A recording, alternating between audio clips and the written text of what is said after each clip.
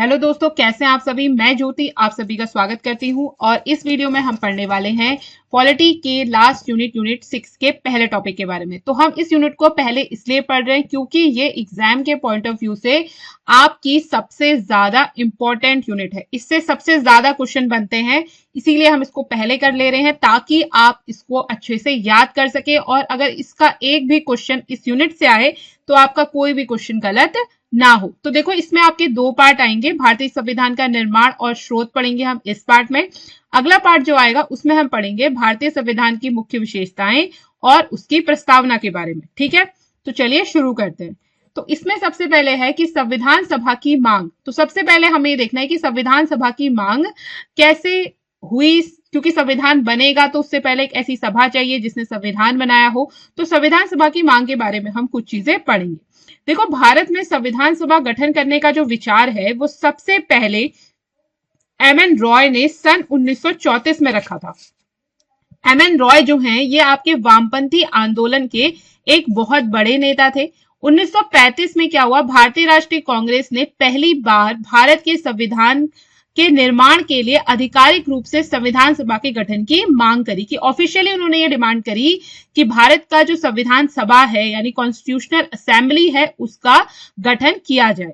1938 में कांग्रेस की तरफ से जवाहरलाल नेहरू ने वयस्क मताधिकार यानी कि जो व्यक्ति एडल्ट है वो क्या कर सके, वोटिंग कर सके, उसके द्वारा यानी कि एडल्ट वोटिंग द्वारा चुनी गई संविधान सभा के द्वारा संविधान के निर्माण की बात की। किसने करी? जवाहरलाल नेहरू ने करी। कब करी? 1938 में करी। ये चीज ध्यान रखिएगा, ठीक है। और अंत में क्या हुआ, फाइनली जो ब्रिटिश सरकार है उसने इसे सैद्धांतिक रूप से स्वीकार भी कर लिया और इसे 1940 के अगस्त प्रस्ताव के नाम से जाना जाता है, जिसमें इस मांग को स्वीकार किया गया। ठीक है, ये अगस्त प्रस्ताव के बारे में हम जब हिस्ट्री पढ़ेंगे तो उसमें इनको डिटेल से पढ़ेंगे। ठीक है, फिर ब्रिटिश सरकार ने क्या करा, 1942 में एक क्रिप्स मिशन भारत भेजा। ये जो क्रिप्स मिशन था इसके केवल एक ही सदस्य थे जो थे स्टैफोर्ड क्रिप्स, वो इस मिशन के अध्यक्ष भी थे। ये जब भारत आया आपका क्रिप्स मिशन तो इसका मेन था कि हम द्वितीय विश्व युद्ध के बाद भारत को डोमिनियन स्टेट का क्या करेंगे, दर्जा प्रदान कर देंगे। लेकिन मुस्लिम लीग ने इसे अस्वीकार कर दिया। मुस्लिम लीग क्या चाहती थी, वो विभाजन चाहती थी, पाकिस्तान चाहती थी, इसीलिए उसने क्या करा, इस जो क्रिप्स मिशन है उसे अस्वीकार कर दिया। ठीक है, अब देखो संविधान सभा का गठन फिर कैसे हुआ। अब 1942 में जो आपका क्रिप्स मिशन आया वो तो असफल हो गया। फिर 1946 में आया आपका कैबिनेट मिशन। तो अंग्रेजों ने क्या करा, कैबिनेट मिशन भारत भेजा। इसके 3 सदस्य थे, Stafford Cripps, A V. Alexander, Pethick Lawrence. ठीक है, ये पैथिक है, पैथिक लॉरेंस। देखो ये बहुत इंपॉर्टेंट है, आपसे पूछा जाता है कैबिनेट मिशन भारत कब आया, इसके सदस्य कौन कौन थे और इसके अध्यक्ष कौन थे। ध्यान रखना, इसके अध्यक्ष थे आपके पैथिक लॉरेंस। ठीक है, अब कैबिनेट मिशन ने जो सुझाव दिए उसके तहत नवंबर 1946 में संविधान सभा का गठन कर दिया गया। इस योजना की कुछ विशेषताएं थी। अब इस योजना की क्या विशेषताएं थी, उसमें क्या क्या कहा गया, इसमें कहा गया कि संविधान सभा के जो कुल सदस्यों की संख्या है वो कितनी होगी, 389 होगी, जिसमें आपके 296 क्या होंगे, प्रांतों के मेंबर्स होंगे, जिसमें आपके 292 प्रांत होंगे। देखो ये वो प्रांत थे जो कि ब्रिटिशर्स के अंतर आते थे। ठीक है, प्रांत को इंग्लिश में हम कहते हैं प्रोविंसीज। तो जो ये आपकी 296 प्रोविंसीज थी उसमें से 292 आपकी नॉर्मल प्रांत थे और 4 थे आपके चीफ कमिश्नर प्रांत। ये जो चीफ कमिश्नर प्रांत है इनके नाम याद रखना, दिल्ली, अजमेर, कुर्ग और बलूचिस्तान। कुर्ग आपका कर्नाटक में है, बलूचिस्तान आपका पाकिस्तान में है और 93 देसी रियासतें। तो इन सब की सीटों को मिलाकर टोटल कितने सदस्य होने चाहिए, 389। अब इनको सीटें कैसे आवंटित करी जाएंगी, तो प्रत्येक प्रांत और देसी रियासत को उनकी जनसंख्या के अनुपात में क्या करी जाएंगी, सीटें आवंटित की जाएंगी। यानी अगर हम मोटा मोटा हिसाब लगाएं तो 10 लाख में एक सीट क्या करी जाएगी, आवंटित की जाएगी। ठीक है, उस प्रांत को, एक प्रांत को। तो जितने उसके 10 लाख, जैसे 30 लाख अगर किसी में, तो 3 सीटें आवंटित हो गई। इस हिसाब से मोटा मोटा अनुमान था। अब प्रत्येक ब्रिटिश प्रांत को आवंटित की गई सीटों का निर्धारण 3 प्रमुख समुदायों के बीच उनकी संख्या के अनुपात में किया जाना था। यानी जो सीटें हैं ना, उसमें सीटें उनकी जो आपके समुदाय हैं उसके अकॉर्डिंग उनकी जो जनसंख्या है उसके अनुपात में करा जाना था। यानी मुस्लिमों की जनसंख्या कितनी है, सिखों की जनसंख्या कितनी है, और ऐसे व्यक्ति जो ना तो मुस्लिम है ना ही सिख है, वो सब किस में आ गए, सामान्य में आ गए। यानी सामान्य में आपके कौन कौन आ जाएंगे, आपके हिंदू हो गए, जैनी हो गए, ये सब आपके किस में आ जाएंगे, बौद्ध धर्म को जो मानते हैं वो सारे आप किस में आएंगे, आपके सामान्य में आ जाएंगे। ठीक है, तो इनके बीच जो भी जनसंख्या का अनुपात था उस हिसाब से क्या करना था, सीटों को आवंटित करना था। ठीक है, तो देखो इसमें से आपके क्या क्या क्वेश्चन बन सकते हैं। इसमें से आपके क्वेश्चन बन जाएगा कि कैबिनेट मिशन कब आया, इसके सदस्यों के नाम क्या क्या थे, वो आपको नाम पता होना चाहिए, अध्यक्ष कौन था वो ध्यान रखना, और संविधान सभा का गठन कब हुआ, तो कब हुआ, नवंबर 1946 में हुआ संविधान सभा का गठन, और प्रांत कितने थे, और ये चीजें याद रखें कि 4 चीफ कमिश्नरी प्रांत थे। कौन कौन से थे चीफ कमिश्नरी प्रांत, दिल्ली, अजमेर, कुर्ग और बलूचिस्तान। कुर्ग आपका कहाँ है, कर्नाटक में, बलूचिस्तान का आपका पाकिस्तान में। ठीक है, तो ऐसे प्रश्न इससे बनेंगे। अगला है, फिर आगे है आपका कि जो प्रत्येक समुदाय के प्रतिनिधियों का चुनाव कैसे होना था। तो इनका जो चुनाव होगा वो उस समुदाय के सदस्यों द्वारा किया जाना था, और इसमें किसका यूज किया गया, इन्होंने किस पद्धति का यूज करा, उन्होंने एकल संक्रमणीय पद्धति का और समानुपातिक प्रतिनिधित्व का। ठीक है, देखो एकल संक्रमणीय पद्धति क्या होती है कि इसमें आप क्या करते हो, इसे हम बोलते हैं सिंगल ट्रांसफेरेबल वोटिंग सिस्टम भी बोलते हैं। ठीक है, इसमें क्या होता है कि इसमें आप जो वोटिंग करते हो वो आप जैसे मान लो 3 कैंडिडेट है ए बी सी, तो इसमें आप क्या करोगे, सिर्फ एक को वोट नहीं दोगे कि अगर आपका फेवरेट कैंडिडेट ए है तो आपने ए को वोट कर दिया, आप क्या करोगे, प्रेफरेंस बताओगे। ठीक है, तो जब हम इसे प्रेफरेंस बताएंगे, प्रेफरेंस के द्वारा आप दोगे कि आपको चलो सी पहले नंबर पे पसंद है तो सी 2 ऐसे 3, तो इसमें क्या होता है जो इनके वोट्स होते हैं वो क्या होते हैं, आपके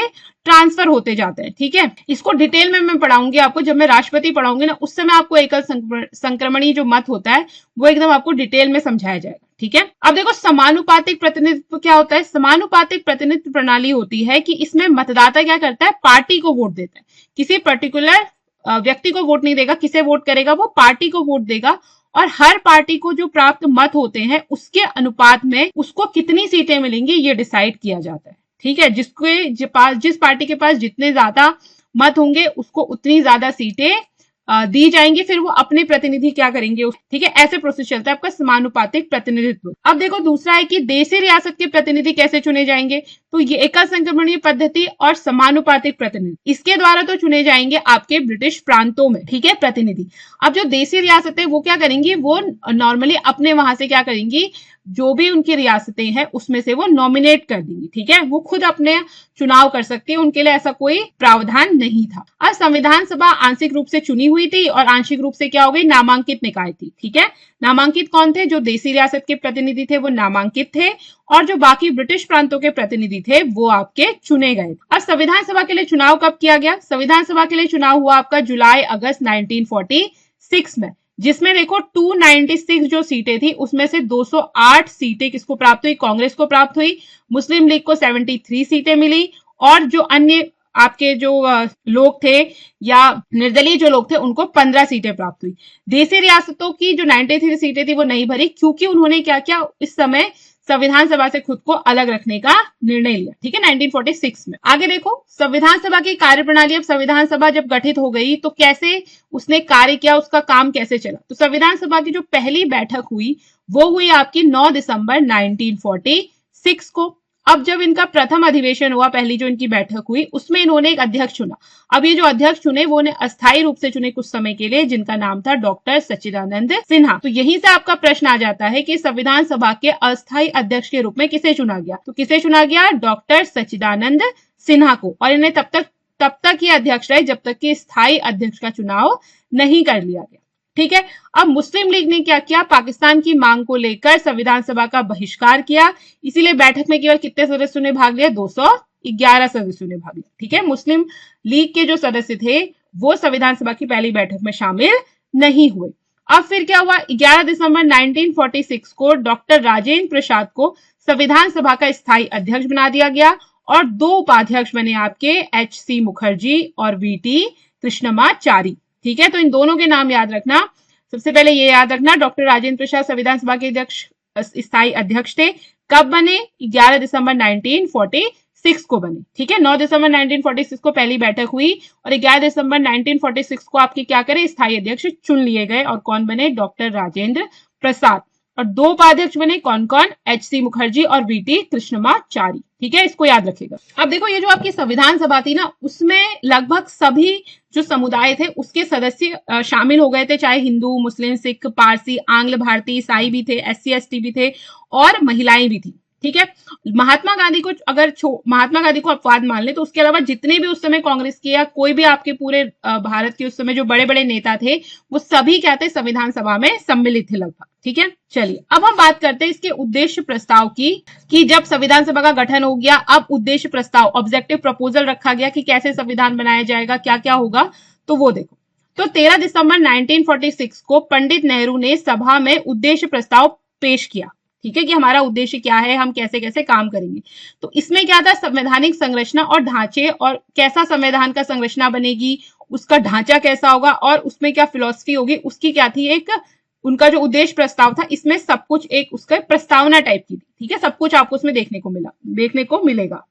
अब देखो इस प्रस्ताव को कब स्वीकार कर लिया गया, 22 जनवरी 1947 को इस प्रस्ताव को स्वीकार कर लिया गया। और ये जो प्रस्ताव है, इसी प्रस्ताव ने आगे चलकर संविधान की प्रस्तावना के निर्माण में और उसके स्वरूप में बहुत महत्वपूर्ण भूमिका अदा करी। आगे देखो, भारतीय स्वतंत्रता अधिनियम 1947 में क्या क्या परिवर्तन हुए। ठीक है, अब क्या हुआ कि जो मुस्लिम लीग है वो बिल्कुल भी मान नहीं रही थी। उसका कहना था कि भारत का बंटवारा करो, और किस आधार पे, धर्म के आधार पे बंटवारा चाहती थी। लेकिन बाकी लोग क्या चाहते थे, धर्म के आधार पर बंटवारा नहीं चाहते थे। तो थक हार के लास्ट में भारतीय स्वतंत्रता अधिनियम लाया गया 1947 में, और माउंटबेटन योजना आई 3 जून 1947 को। क्या आई, माउंटबेटन योजना आई। तो माउंटबेटन योजना आई जिसने क्या करा, भारत को 2 हिस्सों में बांट दिया। इसमें भारत को 2 हिस्सों में बांटने का प्रस्ताव था, किस आधार पर, धार्मिक आधार पर, कि जो आपके मुस्लिम है उनके लिए क्या बनेगा, पाकिस्तान बनेगा, उनको पाकिस्तान वाला हिस्सा दे दिया गया आपका। और जो आपका बांग्लादेश अभी है वो भी क्या था, पहले पाकिस्तान में शामिल हो गया। तो जब माउंटबेटन योजना आ गई उसको स्वीकार कर लिया गया। तो उसको स्वीकार करने के बाद जो देसी रियासत के प्रतिनिधि थे वो भी क्या होने लगे, फिर इस संविधान सभा में वो शामिल होने लगे, और उन देसी रियासतों के प्रतिनिधि शामिल हुए जो रियासतें भारतीय हिस्से में आई। और भारतीय हिस्से के जो मुस्लिम लीग के सदस्य थे वो भी क्या हुए, फिर संविधान सभा में शामिल हुए। ठीक है, और जो लोग मुस्लिम लीग के सदस्य थे और वो पाकिस्तान के एरिया में आते थे तो वो लोग क्या हुए, वो फिर देश से चले गए, देश का बंटवारा हो गया। ठीक है, चलिए अब क्या हुआ, मुख्य रूप से इसमें 3 परिवर्तन हुए। ठीक, क्या क्या परिवर्तन हुए जो 1947 का, इसमें क्या हुआ कि सभा को, ये जो आपका भारतीय स्वतंत्रता अधिनियम आया ना 1947 में, उसमें क्या क्या परिवर्तन हुए अब उनको देखेंगे। ठीक है, तो 3 जून 1947 को माउंटबेटन योजना आई जिसने क्या करा, भारत को 2 हिस्सों में बांट दिया, भारत अलग हो गया, पाकिस्तान अलग हो गया, तो दोनों स्वतंत्र हो गए। तो अब इस अधिनियम जब ये आया तो फिर क्या हुआ, कई सारे परिवर्तन हुए। वो क्या परिवर्तन हुए कि सभा को, जो संविधान सभा थी आपकी, उसे क्या किया, कंप्लीटली संप्रभु निकाय यानी कंप्लीटली सोवेरियन बॉडी बना दिया गया, जो क्या कर सकती थी, स्वेच्छा से कोई भी संविधान बना सकती थी। ठीक है, और संविधान सभा की एक विधायिका भी बनाई गई। इससे पहले जब हमारा देश आजाद नहीं हुआ था 1947 से पहले, तो उससे पहले संविधान सभा क्या कर रही थी, केवल संविधान बनाने का कार्य करी थी। लेकिन अब देश आजाद हो गया है तो उसे क्या करना है, कानून भी बनाना है।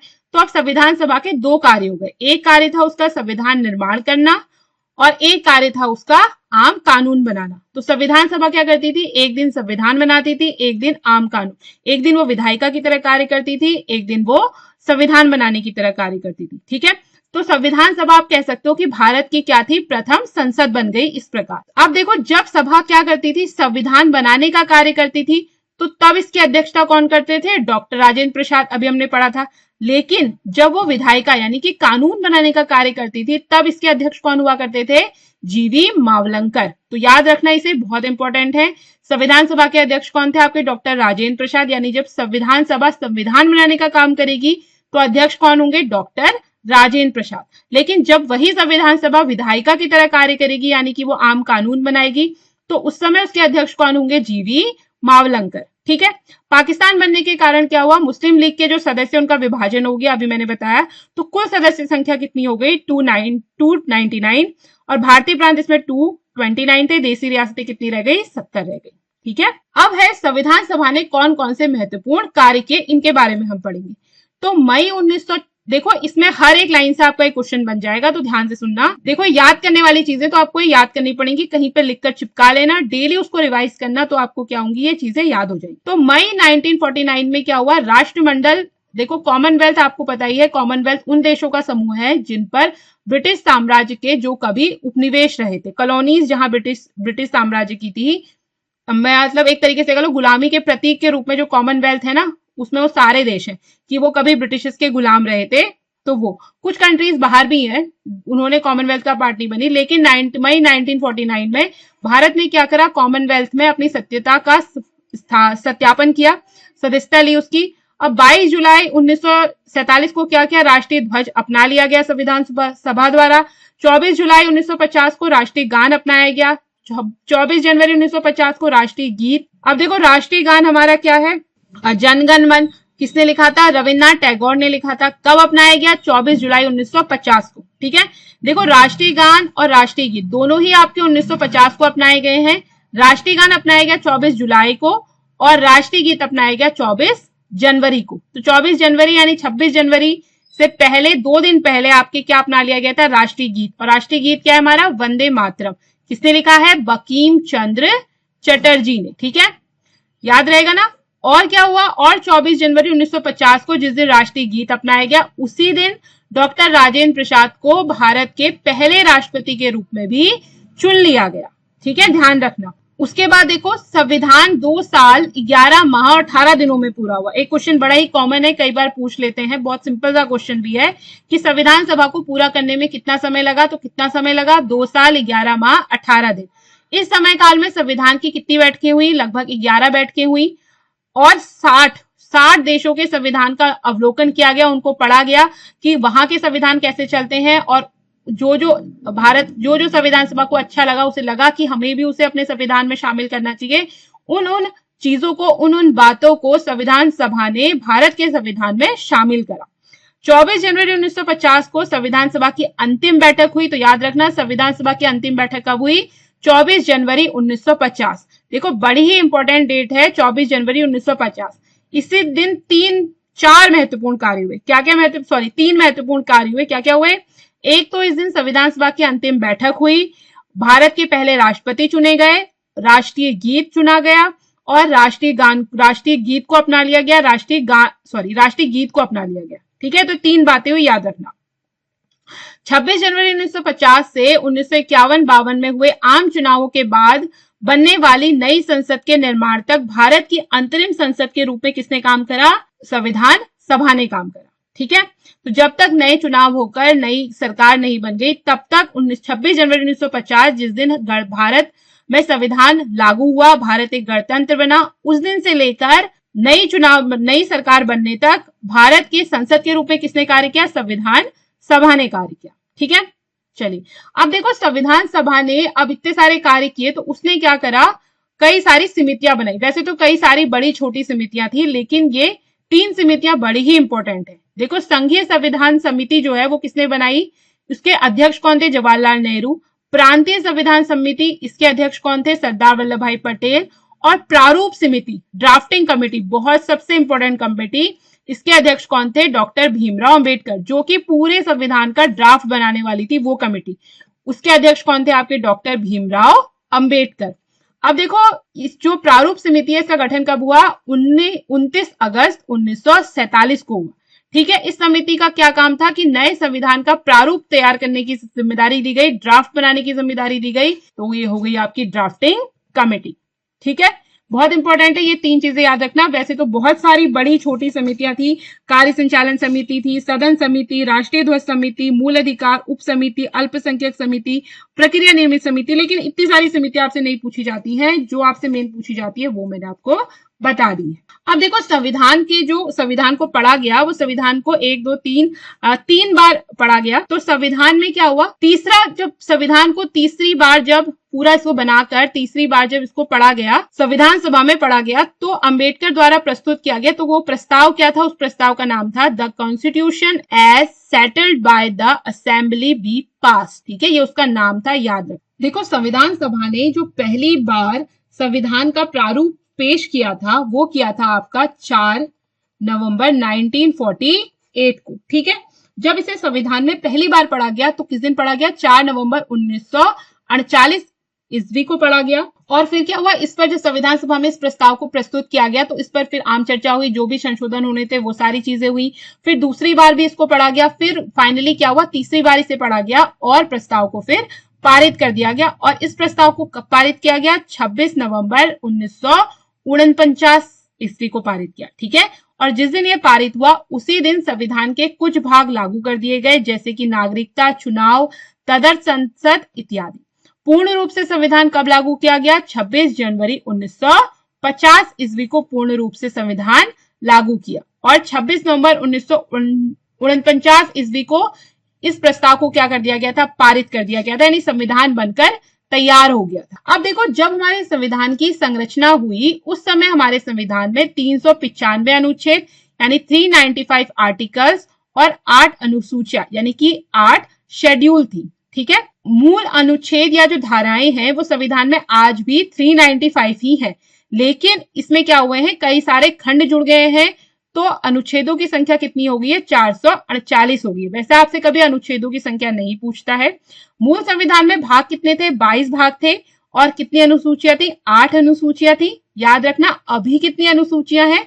12 अनुसूचियां हैं और 25 भाग है। ये प्रश्न पूछा जाता है, भाग या अनुसूची को लेकर वो प्रश्न पूछ लेता है, लेकिन कितने अनुच्छेद है वो नहीं पूछता। ठीक है, जो बेसिक अनुच्छेद है वो आपके 395 ही है, बस उसके इन्हीं अनुच्छेदों के अंदर क्या करे हैं, और अनुच्छेद बढ़ा दिए गए हैं, जो भी संशोधन हुए हैं। ठीक है, अब देखो, भारतीय संविधान जब बना तो हमने क्या किया, अभी हमने पढ़ा था कि हमने बहुत सारे लगभग 61 देशों का संविधान क्या करा, उस समय संविधान सभा ने स्टडी किया। तो उनको स्टडी जब उसने किया तो जहां जहां वो संविधान, जो जो देश के संविधान से उन्हें चीजें अच्छी लगी, वहां से क्या क्या संविधान में वो चीजें जोड़ दी गई। तो अब हम पढ़ेंगे कि भारतीय संविधान के मुख्य स्रोत कौन से। तो भारतीय संविधान का जो सबसे प्रमुख स्रोत है वो है भारत शासन अधिनियम 1935। ये जो अधिनियम है, हमारे संविधान का अधिकांश हिस्सा इसी अधिनियम से लिया गया है और इसे लघु संविधान भी कहते हैं। ठीक है, भारतीय शासन अधिनियम को क्या कहते हैं? लघु संविधान भी कहा जाता है। इससे मुख्य रूप से हमने क्या लिया है? संघीय तंत्र लिया है, राज्यपाल का कार्यकाल, न्यायपालिका, लोक सेवा आयोग, आपातकालीन उपबंध और प्रशासनिक विवरण। ब्रिटेन के संविधान से हमने क्या क्या लिया है? देखो, इससे क्वेश्चन बनते हैं। तो संसदीय शासन, विधि का शासन, विधायी प्रक्रिया और एकल नागरिकता, ये हमने कहां से ली है? ब्रिटेन के संविधान से ली है। मंत्रिमंडल प्रणाली, परमाधिकार लेख, संसदीय विशेषाधिकार और द्विसदनात्मक। ठीक है, ये सारी चीजें हमने कहां से ली है? ब्रिटेन के संविधान से ली है। इंग्लिश वाले बच्चे नीचे देख लेंगे, सेम आपका यही ट्रांसलेशन है।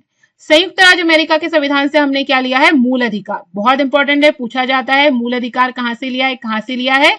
संयुक्त राज्य अमेरिका से लिया है। और ब्रिटेन के संविधान से क्या लिया गया है जो इंपॉर्टेंट है? वो है आपका संसदीय शासन और एकल नागरिकता। ठीक है, और संयुक्त राज्य अमेरिका से हमने क्या लिया है? न्यायपालिका की स्वतंत्रता, न्यायिक पुनरावलोकन का सिद्धांत, उपराष्ट्रपति का पद, उच्चतम न्यायालय और उच्च न्यायालय के न्यायाधीशों को पद से जो हटाए जाना है या उसकी प्रक्रिया है वो हमने कहां से ली है? संयुक्त राज्य अमेरिका से ली है। और ये भी इंपॉर्टेंट है, राष्ट्रपति पर जो महाभियोग लगता है वो भी हमने कहां से लिया है? संयुक्त राज्य अमेरिका से लिया है। ठीक है, तो जिनमें मैं गोले गोले करते जा रही हूँ वो आपके लिए एग्जाम की दृष्टि से बहुत इंपॉर्टेंट है, तो वो तो आपको बिल्कुल याद होने चाहिए, उनको याद कर लेना। ठीक है, अब देखो, आयरलैंड के संविधान से हमने क्या लिया है? ये आपका इंपॉर्टेंट है, राज्य के नीति निदेशक सिद्धांत। ये हमने कहां से लिए हैं? आयरलैंड के संविधान से लिए हैं। राष्ट्रपति के निर्वाचन की जो पद्धति है, जिसे हम एकल संक्रमणीय पद्धति कहते हैं, या राज्यसभा के लिए सदस्यों का जो नामांकन है, ठीक है, नामांकन की जो तरीका होता है वो भी हमने कहां से लिया है? आयरलैंड के संविधान से लिया है। लेकिन इंपॉर्टेंट सबसे ज्यादा ये है। कनाडा के संविधान से हमने क्या लिया है कि सशक्त केंद्र के साथ संघीय व्यवस्था और अवशिष्ट शक्तियों का केंद्र में निहित होना, ये इंपॉर्टेंट है। ये हमने कहां से लिया है? कनाडा के संविधान से लिया है। केंद्र द्वारा राज्य के राज्यपालों की नियुक्ति और उच्चतम न्यायालय का परामर्शी न्याय निर्णयन जो है वो भी हमने कहां से लिया है? कनाडा के संविधान से लिया है। देखो, जर्मनी का जो संविधान है, वाइमर संविधान, उससे हमने क्या लिया है कि आपातकाल के समय मूल अधिकारों का स्थगन जो कर दिया जाता है, वो हमने कहां से लिया है? जर्मनी से लिया। या जो आपातकाल होता है ना आपका, आपातकाल इमरजेंसी जो लगाई जाती है, वो भी आपने कहां से लिया है? जर्मनी से लिए। अच्छा देखो, इसको याद करने की एक अच्छी सी ट्रिक है, मतलब मेरे को तो इसी से ध्यान में रहता है कि जर्मनी आपका हिटलर से रिलेटेड है, तो हिटलर क्या करेगा? अगर हिटलर होगा तो वो सब जगह अपनी चलाएगा, एक तरीके की इमरजेंसी हो गई, उसके अलावा और किसी की नहीं सुनेगा। तो वैसा ही कुछ, मतलब ऐसा कोई इनमें कोई रिलेशन नहीं है, बट आप ऐसे याद रख सकते हो कि आपातकाल जर्मनी। ठीक है, चलिए अगला है सोवियत संघ का जो संविधान है, वहां से हमने क्या लिया, ये भी इंपॉर्टेंट है, मूल कर्तव्य लिया है हमने। ठीक है, और प्रस्तावना में जो न्याय का आदर्श है, वो भी हमने कहां से लिया है? सोवियत संघ के संविधान से लिया है। देखो फ्रांस के संविधान से हमारे संविधान में क्या क्या लिया गया है? गणतंत्रात्मक और प्रस्तावना में स्वतंत्रता, समता और बंधुत्व के जो आदर्श है, वो हमने कहां से लिए हैं? फ्रांस से लिए हैं। दक्षिण अफ्रीका के संविधान से हमने क्या लिया है? संविधान में संशोधन की जो प्रक्रिया है, वो हमने कहां से ली है? दक्षिण अफ्रीका के संविधान से ली है। ये बहुत इंपॉर्टेंट है, इसको बिल्कुल याद रखना। और राज्यसभा के सदस्यों का जो निर्वाचन होता है, वो हमने कहां से लिया है? दक्षिण अफ्रीका के संविधान से। जापान के संविधान से हमने क्या लिया है? विधि द्वारा स्थापित प्रक्रिया। ठीक है, आशा करती हूँ आपको आज का लेक्चर पसंद आया होगा। तो अगले लेक्चर में हम पढ़ेंगे संविधान की मुख्य विशेषताएं और उसकी प्रस्तावना से संबंधित सारी बातें, जो कि आपके एग्जाम की दृष्टि से महत्वपूर्ण है। Thanks for watching and keep learning.